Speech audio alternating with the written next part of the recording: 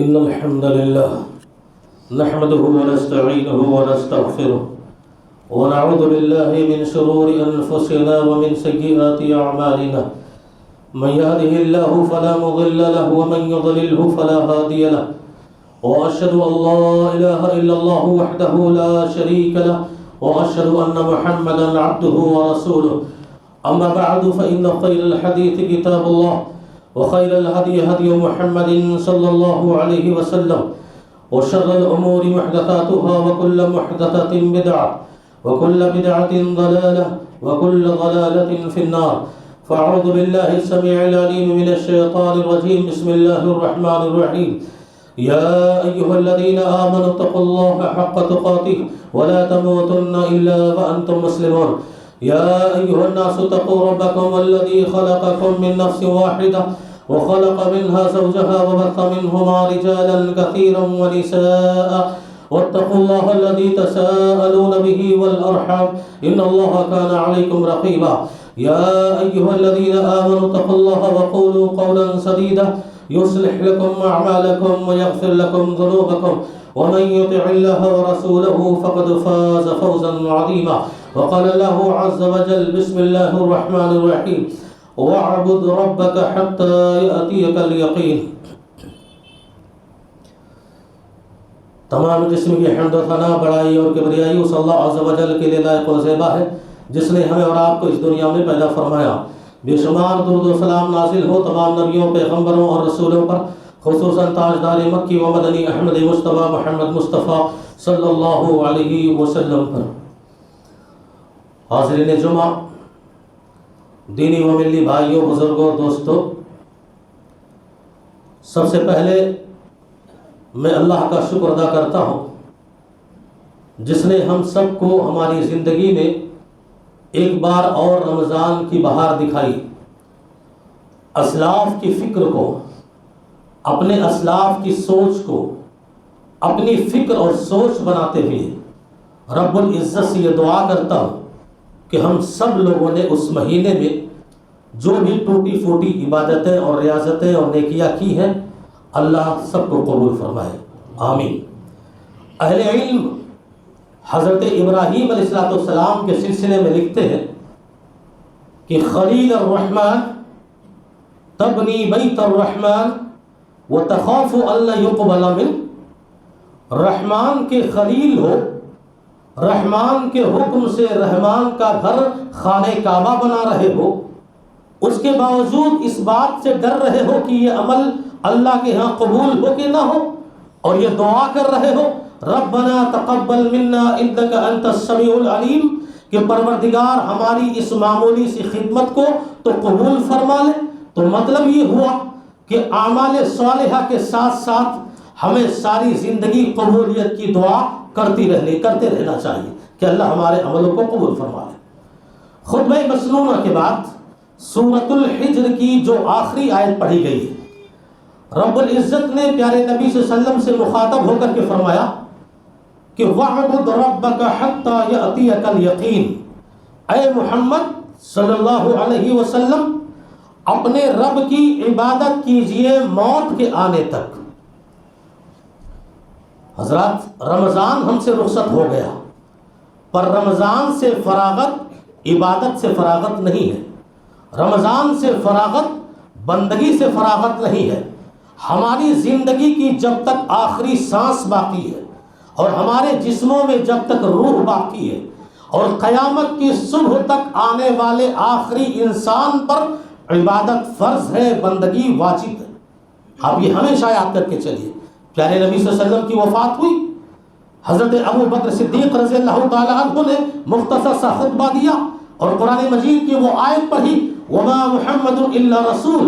قد خلت من قبله الرسل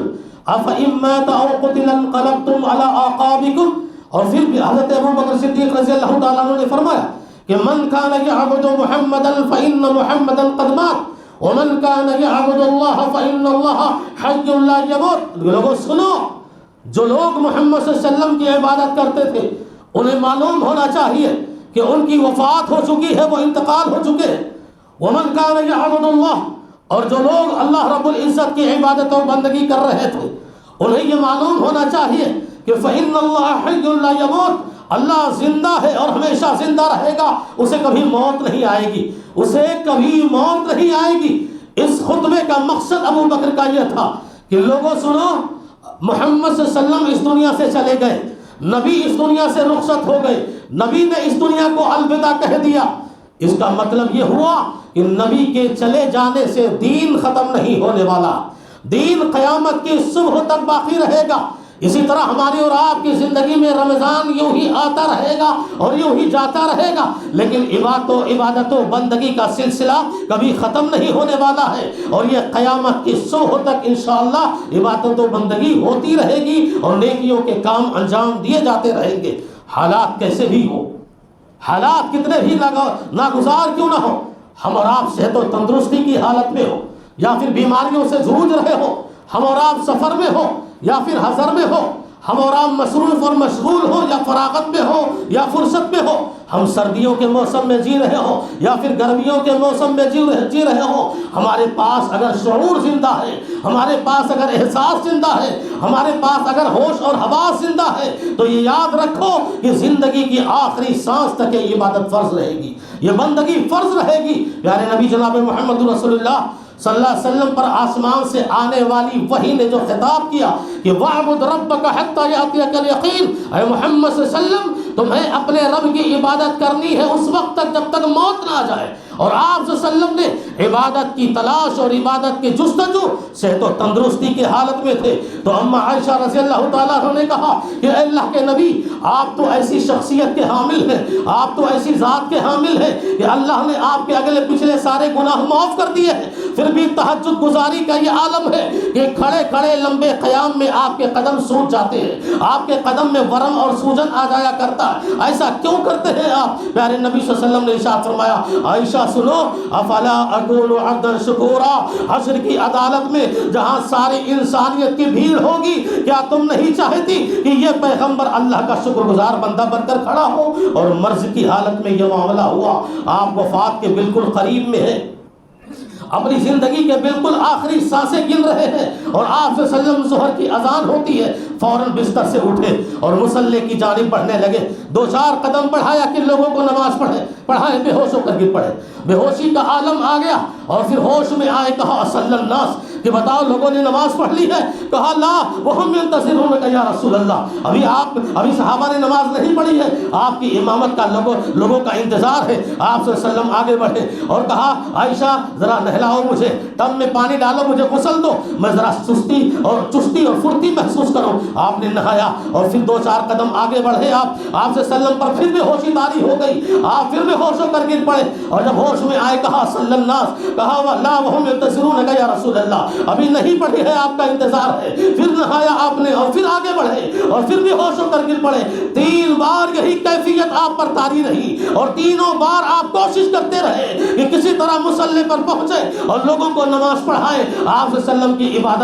عبادت کا یہ جستجو اور عبادت کی یہ تلاش اور اپنے رب کے حکم کی یہ تعمیل کہ آپ صلی اللہ علیہ وسلم آگے بڑھتے رہے، لیکن جب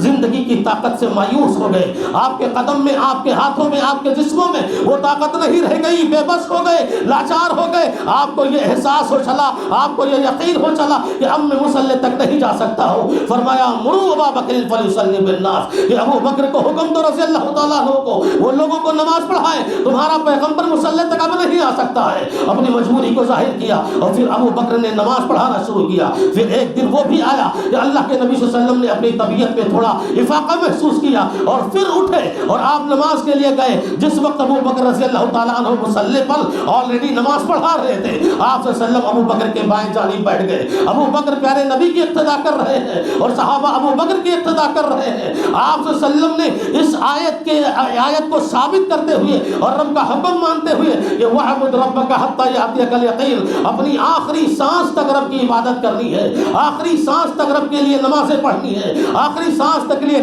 کہ رب کی بندگی کرنی ہے۔ اس کام کو جناب محمد رسول اللہ صلی اللہ علیہ وسلم نے اپنی سیرت اور اپنی زندگی کے حوالے سے بتا دیا۔ ماہ رمضان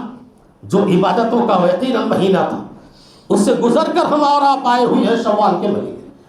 کچھ نیکیاں ایسی ہونی چاہیے جو اس سے پہلے ہماری زندگی میں نہیں تھی، کچھ تبدیلیاں ایسی آنی چاہیے جو اس سے پہلے ہماری زندگیوں میں نہیں تھی۔ مسلمانوں ذرا ہوش میں آؤ، اور خصوصاً اب اس امت کے جوانوں سے میں روبرو ہو کر مخاطب ہو کر کہتا ہوں، یہ مسجد ویران تھی، تم نے رمضان میں اس کو آباد کیا تھا، یہ طاق پر رکھے ہوئے قرآن مجید کے صحیفوں پر دھول جم چکے تھے، تم نے آ کر کے اسے صاف کر کے پیار محبت سے تلاوت کی تھی۔ غریبوں، سماج کے یتیموں اور فقیروں مسکینوں کے چہروں پر اداسیاں، امیدیاں، مایوسیاں آ چکی تھی،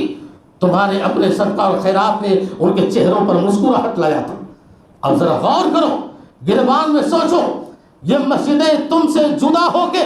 آج پھر سے ویران ہو چکی ہے۔ یہ قرآن مجید کا نسخہ تم سے جدا ہو کر پھر بھی دھول کی آڑ میں آ چکا ہے، اور یہ غریب، یہ محتاج سماج کے تم سے جدا ہو کے پھر سے اپنے چہروں پر اداسیاں اور مایوسیاں لا رہے ہیں۔ کیوں ایسا نہیں ہونا چاہیے؟ نوجوان ایک ہے 1.5-2 لاکھ روپیہ غریبوں کے ہاتھ پر دے رہا ہے اس کے تعاون کے لیے، یہ دل باغ باغ ہو جا رہا ہے، اور منبر رسول سے یہ زبان کہنے پر مجبور ہو رہی ہے کہ اس امت کے جوانوں کا فیوچر ابھی اندھیرے میں نہیں گیا ہے، اس امت کے جوانوں کا مستقبل ابھی تاریک نہیں ہوا ہے، روشن ہے، مستقبل تابناک ہے، لیکن مثالی جوان بنو اور اپنے آپ کو اللہ کی عبادت میں لگاؤ، اور پھر سے ہوش کے ناخن لو، ذرا دیکھو تمہاری دل کی دنیا کیسے بدلتی ہے۔ میرے بھائیو دوست، آپ ذرا سوچو،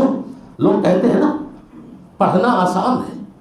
لائٹ کے نیچے ہو، پنکھے کے نیچے ہو آسان ہے، اور باہر نکل کے مشکلوں کا سامنا کرنا، ہاتھ گاڑیاں چلا کر پسینے بہانا، تجارت اور کاروبار کر کے دماغوں کو اور ذہنوں کو تھکانا، یہ کوئی آسان سا کام نہیں ہے۔ تم جوان ہو، خون گرم ہے، اور کتنی محنتیں اور کتنی مشکلیں کر کے اس دنیا میں زمینوں پر آتے ہو، لیکن حال کیا ہوتا ہے کہ نمازیں پڑھنے میں ہی ساری محنت آپ کو دکھتی، اس سے زیادہ محنت نہیں، اس سے زیادہ مشکل کام نہیں ہے، بس اپنے آپ کو سنبھالنے کی ضرورت ہے۔ پیارے نبی جناب محمد رسول اللہ صلی اللہ علیہ وسلم نے اپنے آخری وصیتوں میں جو اہم وصیت فرمائی تھی، کہا مرتے سمے، سانس ٹوٹتے سمے، اور پیغمبر ہیں، امت کو اپنے نبی کی اس وصیت پر غور کرنا پڑے۔ کہا الصلاۃ والسلام او ما ملکت ایمانکم، لوگوں سنو، تمہارا پیغمبر اس دنیا کو الوداع کہنے جا رہا، تمہارا پیغمبر اس دنیا سے جا رہا ہے، اور تمہیں اپنی جان سے زیادہ چاہنے والا شخص اس دنیا سے رخصت ہو رہا ہے، اور یہی پیغمبر اور یہی محبت کرنے والا رسول اور نبی اپنی امت کے ایک ایک فرد کو یہ وصیت کیا جا رہا کہ نماز کسی بھی حال میں چھوڑنا نہیں، 5 وقتہ نمازوں کی پابندیاں آخری سانس تک کرنا۔ صرف رمضان میں نمازوں کی فرضیت نہیں ہے، یہ نماز تو ایسی عبادت ہے کہ آدمی جس بھی حال میں ہو، جب تک سانس نہ ٹوٹے معاف نہیں ہوتا۔ یہ عبادت معاف نہیں ہوتی، کھڑے ہو کر نہیں، بیٹھ کر نہیں، سو کر نہیں، اشاروں سے جس نماز کی توصیت اللہ کے نبی آخری دم کر رہے ہیں، کیوں؟ یہی نماز ہے جو ہمارے پاسٹ فیوچر مستقبل سب کو سنوارنے والی ہے، یہی نماز ہے جو ہماری آخرت کو بنانے والی ہے۔ پر اسی نماز سے اتنی غفلت کیوں، اتنی سستی کیوں؟ نماز کا اہتمام کرو پابندیوں سے۔ رمضان میں آئے تھے بڑا شوق، بڑا جذبہ اور بڑا جوش دکھا کر، الحمدللہ ہمارے جوانوں نے بچوں تک نے 5 وقت کی نمازوں کی پابندی کی تھی۔ آخر وہی نمازیں آج بھی تو ہیں، وہی نمازیں ویسے ہی آج بھی پڑھنا، پھر آخر آئندہ آنے والے دنوں میں آپ نمازوں کی پابندی کیوں نہیں کرتے؟ او ما ملکت ایمانکم۔ دوسری وصیت فرمائی تھی کہ سماج کے اندر جو ملازم ہیں، جو نوکر ہیں، جو خادم ہیں، اور جو مچلے کچلے لوگ ہیں سماج کے، جو نیچے طبقے کے لوگ ہیں، اور جو غلام ہیں، اور جو غریب ہیں، جو یتیم ہیں، جو فقیر اور مسکین ہیں، یاد رکھنا ان کے ساتھ زندگی کی آخری سانس تک اچھا سلوک برتنا، اچھا رویہ برتنا، ان کے ساتھ زندگی میں ہمیشہ ان کا خیال رکھنا۔ ذرا سوچو یہ دونوں وصیتیں کتنی اہمیت رکھتی ہیں، اور انہی دونوں وصیتوں کو ہم نے اور آپ نے پامال کیا ہے۔ لوگوں غفلت کی چادر اٹھاؤ، سستی کی چادر اٹھار پھینکو۔ یہ غفلت بہت بری بلا ہے، اور یہ غفلت ایسی بلا ہے جو آسمانوں سے اللہ کے عذاب کو دعوت دیتی ہے۔ اور پرانی قومیں جو ہلاک ہوئی، جو تباہ ہوئی، قوم عاد اور قوم ثمود پر جو پتھروں کی بارش ہوئی اور جو آگ کی بارش ہوئی، اور عذاب کے جو ساری قومیں مستحق ہوئی، ان کی سب سے بڑی غلطی یہی تھی کہ وہ پوری طرح غافل ہو چکے تھے، پوری طرح سست ہو چکے تھے، انہیں اپنی زندگی کا مقصد نہیں معلوم تھا، ان کے اپنے جینے کا مقصد اور غرض نہیں پتا تھا. ہم اس دنیا میں کیوں آئے ہیں اس کا سبب انہیں معلوم نہیں تھا، اور معلوم تو تھا پر انہوں نے ہوش کے ناخن نہیں لیے. یہ برق رفتاری سے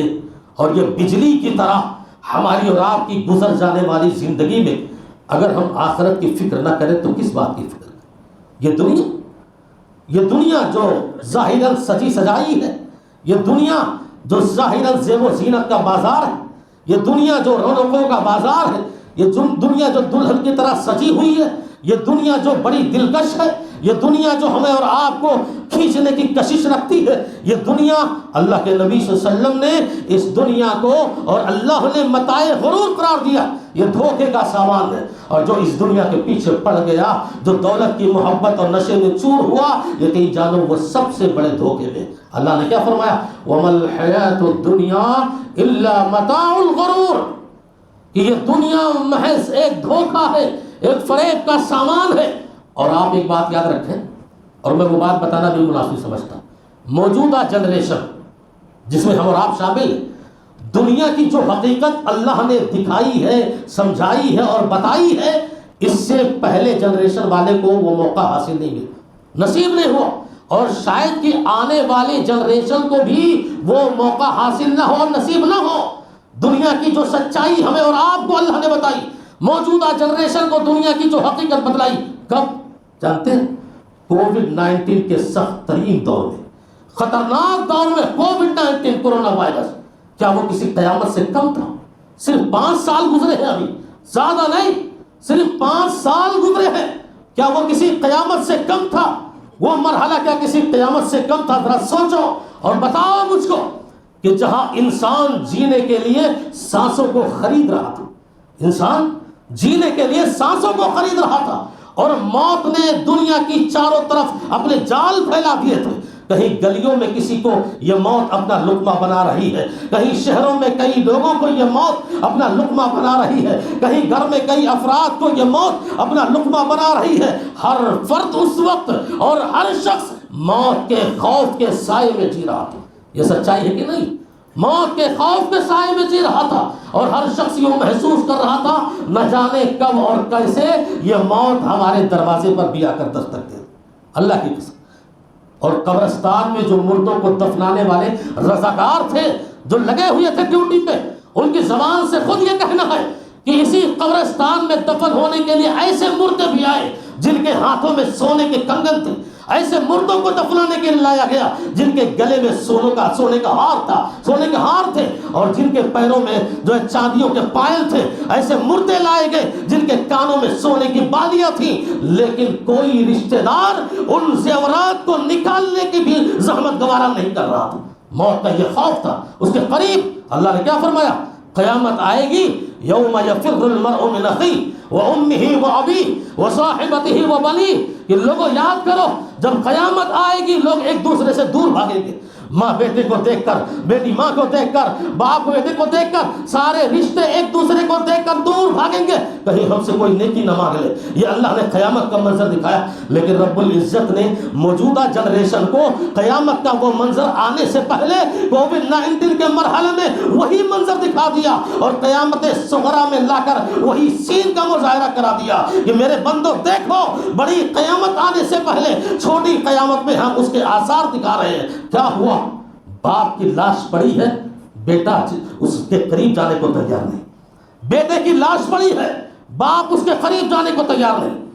ماں کی لاش پڑی ہے، بیٹی اس کے قریب جانے کو تیار نہیں. بیٹی کی لاش پڑی ہے، ماں اس کے قریب جانے کو تیار نہیں. بہن کی لاش پڑی ہے، بھائی اس کے قریب جانے کو تیار نہیں. بھائی کی لاش پڑی ہے، بہن اس کی لاش کے قریب جانے کو تیار نہیں. شوہر کی لاش پڑی ہے، بیوی اس کے قریب جانے کو تیار نہیں. بیوی کو لاش پڑی ہے، شوہر اس کے جانے کے قریب نہیں. ایک دوسرے سے اتنی محبت کرنے والے یہ رشتے کووڈ-19 میں ٹوٹ کر ختم ہو گئے. ایک خاندانی رشتے جو خون کے رشتے تھے، اور ایک دوسرے سے محبت کرنے والے، ایک دوسرے کے لیے جان دینے کا وعدہ کرنے والے، موت کا ایسا خوف چھایا تھا کہ کوئی ایک دوسرے کی لاش کے قریب جانے کو تیار نہیں تھا. رب العزت نے کہا ذرا دیکھو، یہی ہے قیامت کا منظر، یہی ہے قیامت کی چھوٹی منظر. اور دنیا کی حقیقت اب سمجھ میں آئی، دنیا کی پہچان اب تمہیں آئی. اسی لیے جناب محمد رسول اللہ صلی اللہ علیہ وسلم نے دنیا ہی کی حقیقت کو سمجھنے کے لیے اور غفلت کی چادر اوڑھ کر جو سو گئے ہو، سستی کی چادر اوڑھ کر سو گئے ہو، اپنے جینے کا مقصد بھول گئے ہو، اپنی زندگی کا مقصد بھول گئے ہو، تو آؤ، پیغمبر نے اس کا بہترین علاج بتلایا۔ کیا بتلایا؟ انی نہیتکم عن زیارت القبور فزوروها فإنها تذکرکم الآخرہ، کہ لوگوں اگر غفلت سے جاگنا ہے، اگر دنیا کی عیش پرستی سے اپنے آپ کو چھٹکارا دینا ہے اور آخرت کو جو بھول گئے ہو، تو ذرا جاؤ قبروں کی زیارت کرو، قبروں کی زیارت کرو، قبرستانوں میں جاؤ، تمہیں تمہاری موت یاد آئے گی، تمہیں تمہاری آخرت یاد آئے گی۔ ذرا جاؤ دیکھو کسی بادشاہ کے قبر کے پاس اور اس سے پوچھو کہ تمہاری حکومت کی شان کہاں چلی گئی، تمہاری بادشاہت نے تمہیں کیا فائدہ پہنچایا۔ ذرا جاؤ مغرور کرنے والے انسان کی قبر کے پاس اور اس سے پوچھو کہ تمہارے غرور نے تمہیں اس قبر میں کیا فائدہ پہنچایا ہے۔ ذرا پوچھو اس پردھان کے قبر کے پاس کہ بتاؤ دنیا کی پردھانی نے اس قبر میں تمہیں کیا فائدہ پہنچایا ہے۔ آواز آئے گی زبان حال سے کہ لوگوں، قبر کی دنیا میں کسی عہدے منصب نے ہمیں کوئی فائدہ نہیں پہنچایا ہے، اگر فائدہ پہنچایا ہے تو عبادتوں نے پہنچایا ہے، ریاضتوں نے پہنچایا ہے، نیکیوں نے پہنچایا ہے، تلاوت قرآن نے پہنچایا ہے، رب کی محبت نے پہنچایا ہے، نبی کی سنتوں پر عمل کرنے کا فائدہ ہمیں یہ حاصل ہوا ہے۔ اعمال صالحہ نے اس قبر میں ہمارے لیے جنت بنا دی ہے اور برے اعمال نے اسی قبر کو ہمارے لیے جہنم بنا کے رکھ دیا ہے۔ یہ آواز ہے قبروں کی زیارت کرو۔ اسی لیے اللہ کے نبی صلی اللہ علیہ وسلم نے فرمایا علاج بتلاتے ہوئے کہ کن فی الدنیا کأنک غریب او عابر سبیل، کہ اس دنیا میں ایسے جیو جیسے تم غریب ہو، جیسے تم محتاج ہو، اور اس دنیا میں ایسے جیو کہ جیسے تم مسافر ہو اور تمہاری منزل آخرت ہے۔ تم مسافر ہو، تمہاری زندگی ایک سفر ہے، اور سفر کی زندگی گزار کر اپنی منزل آخرت پر جاؤ گے۔ یاد رہی پیارے نبی صلی اللہ علیہ وسلم چٹائی پر سوئے ہوئے تھے اور آپ کے پشت مبارک پر نشان پڑ چکے تھے چٹائیوں کے۔ عمر بن خطاب رضی اللہ تعالیٰ عنہ نے کہا کہ اللہ کے نبی، یہ دنیا کے جو بادشاہ ہیں، یہ قیصر و کسریٰ کی سلطنت پر حکومت کرنے والے جو کافر اور ظالم لوگ ہیں، یہ نرم ملائم گدوں پر سوتے ہیں اور یہ ایسی کنڈیشنوں اور ٹھنڈے موسموں میں جیتے ہیں۔ اللہ کے نبی، آپ اگر اجازت دیں تو میرا نبی، میرا پیغمبر، تاجدار کونین، سرور کونین، دنیا کی سب سے عظیم ہستی، اور اس طرح چٹائیوں پر سوئے، آپ اجازت دیں ہم نرم ملائم گدا آپ کے لیے بنا کر لا کے رکھ دیں گے، تکیہ لا کر آپ کے لیے رکھ دیں گے، ذرا آپ آرام کریں اور اچھی طرح آرام کریں۔ اللہ کے نبی صلی اللہ علیہ وسلم نے کیا فرمایا؟ اسی بات پہ غور کرنا ہے۔ کہا عمر، رو رہے ہو، اپنے نبی کی اس حالت کو دیکھ کر آنسو گرا رہے ہو، رو نہیں، تم اپنے نبی سے بڑی محبت کرتے ہو نا، تو بتاؤ مالی ولد دنیا یا عمر، ارے اس دنیا سے ہمیں کیا اثر ہوگا؟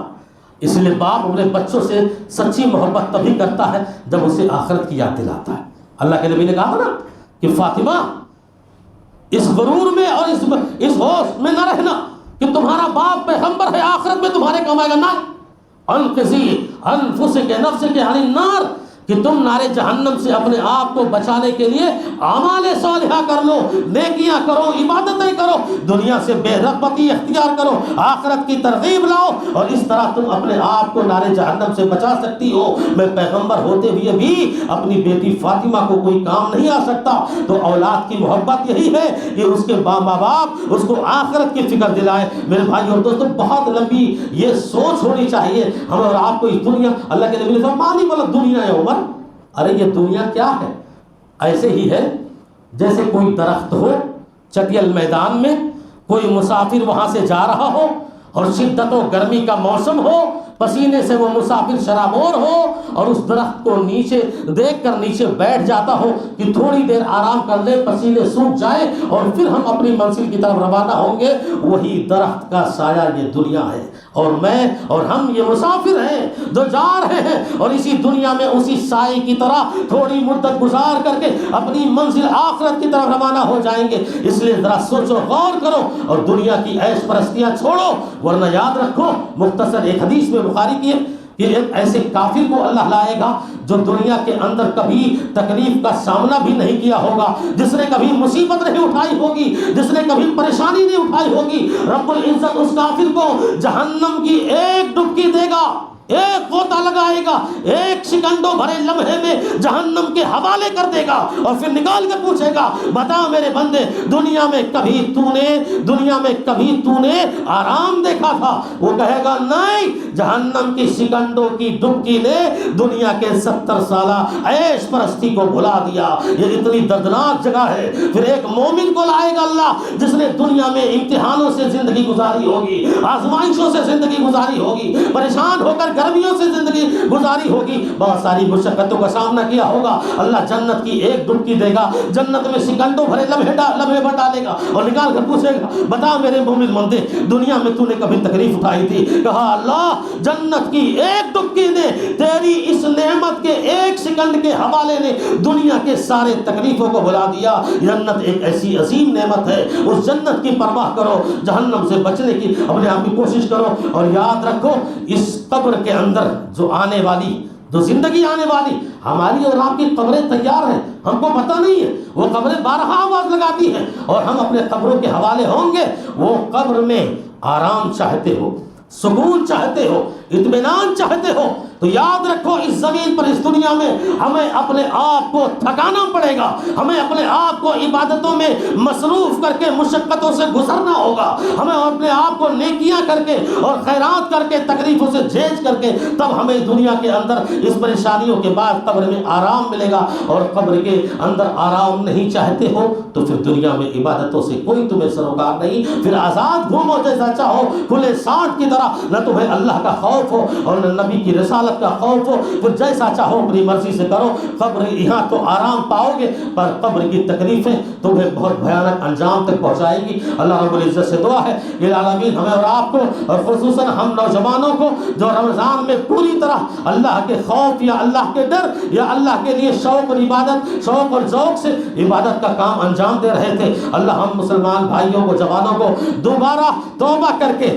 دوبارہ اس کی عبادت کرنے کی توفیق عطا فرمائے، اور 5 وقتہ نمازوں کی پابندی کرنے کی توفیق عطا فرمائے۔ یاد رکھو جو رمضان کا رب تھا جس کو ہم نے خوش کرنے کے لیے جی توڑ محنتیں کی تھی، آئندہ سارے مہینوں کا بھی وہی رب ہے۔ اللہ ہم سب کو آخری سانس تک عبادتوں کا اہتمام کرنے کی توفیق عطا فرمائے۔ جو مسلمان بیمار ہیں اللہ ان سب کو شفائے کلی عطا فرمائے۔ جو مسلمان پوری دنیا میں مظلوم ہیں، خصوصاً فلسطین کی سرزمین پر، اللہ کو ان کی غیبی مدد فرمائے۔ الہ العالمین جو بے روزگار ہیں ان کی روزیوں میں برکت عطا فرمائے، جو بے اولاد ہیں ان کو نیک اولاد عطا فرمائے، جو اولاد ہے سیدھی راہ سے بھٹک چکی ہے، دوسروں کا ادب اور احترام کرنا بھول چکی ہے، اللہ اس اولاد کو صحیح راہ پر آنے کی توفیق عطا فرمائے۔ آمین۔ جب تک زندہ رکھے، ایمان اور توحید پر زندہ رکھے، ہماری موت ہو، ہمارا خاتمہ ہو ایمان بالخیر پر ہو۔ وآخر دعوانا ان الحمدللہ رب العالمین۔ حضرات خطبے کے آخر میں ایک ضروری اعلان ہے، رمضان کے ہر جمعہ میں